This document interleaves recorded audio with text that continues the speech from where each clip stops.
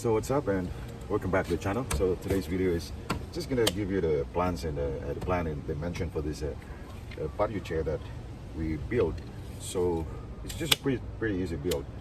For the dimension of this, I always rely on the cushion pads that available on my thing, because I don't want to buy those, because there some are, if you're gonna go to somewhere in a big box store, they're pretty expensive. Like they cost you like over $100 each.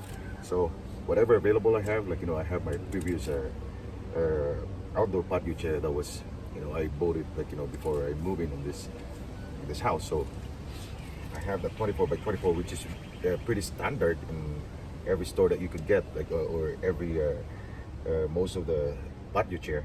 It's pretty standard dimension for the cushion or for the pads. So that will be like 24 by 24.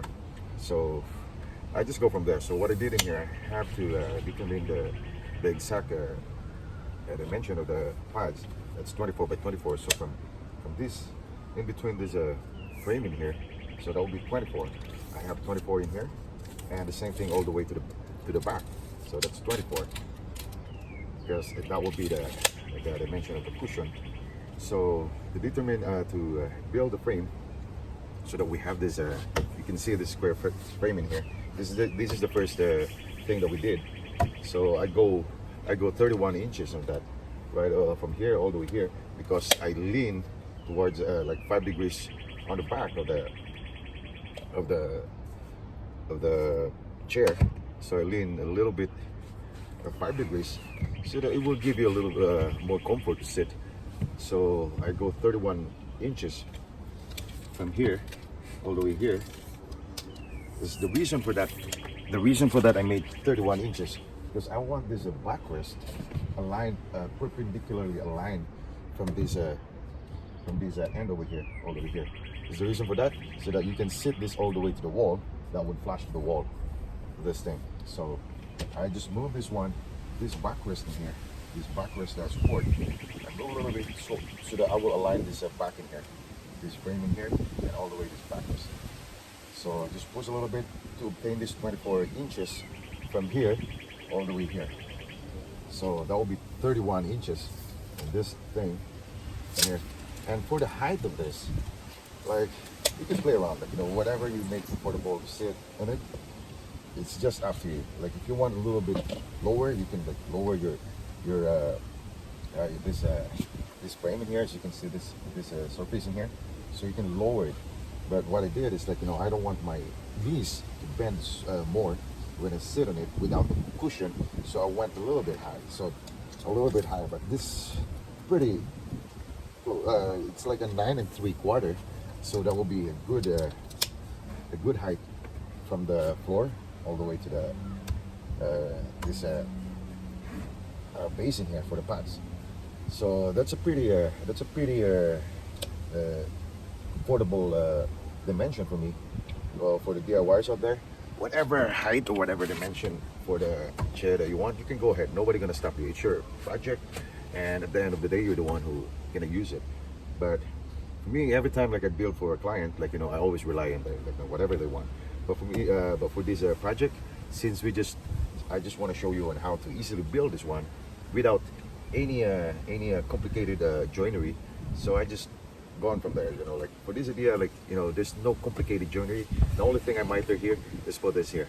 So the reason why I miter this, because I don't want to expose any end grain, because this will be stored outside. The reason why I don't want to expose any end grain for this project, because I'm using a softwood, or like regular dimensional construction wood for studs, whatever, because they were softwood and they were open grain. It's a spruce. Most of this is spruce. Some are fir. It's a kind of mixed, but they're open grain. So the spruce or the fir, the way they grow, was like they grow like this. They grow like this. Their grain would turn. So what happened if you cut it off? If you cut at the top, it's just like you're untying the knot. So they will easily get, that's why you can see those lumber on a big box or wherever. If you're gonna see those, they tend to warp, or they tend to twist. So that's what happened. And they are open grain. They're not tight, just like a maple, walnut, or those any hardwood. They're so tight they can they can repel any moisture or water drops, and that, you know, without putting any wood preservative. So what we did in here after we cut this, I haven't filmed the whole process. I haven't. I did apply all the cut, all the end cuts. I did apply a wood preservative or the end cut seal, just to seal all those cut, so that it will repel those whatever rain or those moisture. It won't, it won't absorb. So that's what happened. That's the reason why and the reason why I really love using this kind of wood, because they have all the natural grain, which is really so nice. Like, always gives a character to the project or whatever you build. They're really nice. Like, the only thing disadvantage of using this one, this will turn to yellow if you don't stain this one. This will this color of this a natural color you have. So what we're gonna do is, like, we apply this one wood preservative, and also that also gives a better, longer life to the wood. So yeah, but yeah, based on my experience with this type of wood, I have a pretty good success. Last year I built a bunch of chair that I did. That was a kind of like a barn style outdoor patio chair, which I really have but that's kind of that's pretty heavy, because that was a 2x6 lumber that I used. But still, I used the spruce or those dimensional lumber, those construction lumber. But yep, I did build a lot of it. So yeah, for this time this year, we built a different design, different style, and yeah, it's pretty nice. Just like the video, if you get a chance to watch my other video, yep, that's how I did. Yep, that's what I did. And for the backrest of this, the height of the backrest, I just want, some people, some of my subscribers asked me why I didn't went up a little bit higher. It's a self preference. Like, for this project, I'm just showing the basic idea on how to build this one. If you want to go a little more higher, you can go more higher in this. Like, it's up to you. It's like what I said. Like, no one's gonna stop you. It's your project. You're the one gonna use at the end of the day. You're the one who enjoying it. So that's all up to you. But for this project, this is just a basic idea. Like, that everyone could achieve this, building all this kind of chair without any just use the primary tool if you have, like, you don't need a miter. So I was just like, I'm just lucky to have this, because I invested in my tools just to have all that, just to build in the future whatever I want to build. So that's why, because I love woodworking. It's not for me, woodworking is not a livelihood. It was a joy for me. It's a joy. I found like, every time I do something, like, it's a joke, but it's like a kind of peaceful for me. Like, I just focus on my project, and it's good. It feels so good. Like, at the end of the project, like, I felt so fulfilled. One I accomplished the project, just like what I did this time. And as you can see there was the other pair. I just covered it because, like, it's gonna rain probably, but you don't have to if you apply the one with a finish coat. So yeah, for this project, I just spent, like, less than $200. That's for the whole material that I bought, like, for the 2 chairs on the side and the love seat. So that was a pretty huge savings.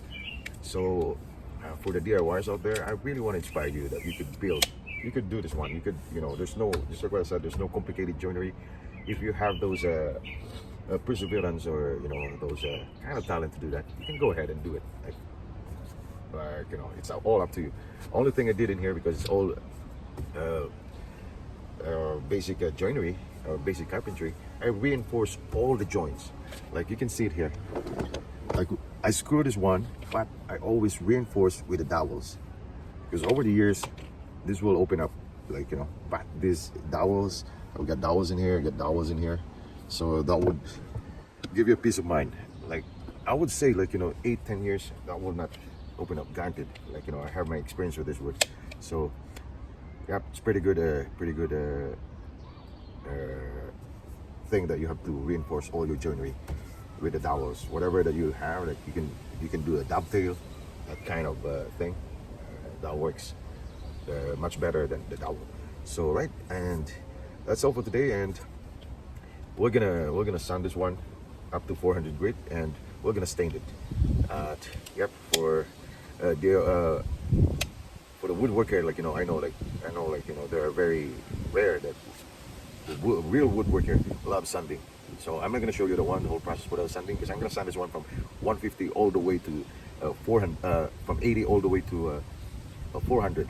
So we're gonna use every grit all the way up, so that we're gonna have a smooth finish, right? All right, so see you in the next one.